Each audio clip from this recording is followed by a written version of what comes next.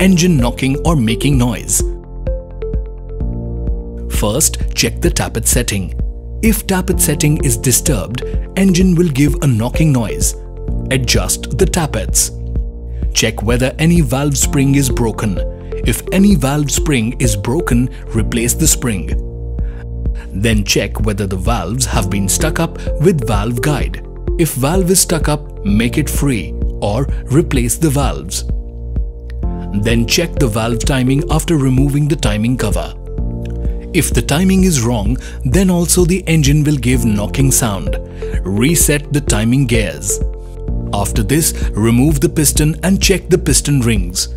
If the piston rings are broken, then also it will give knocking noise. Replace the broken piston ring.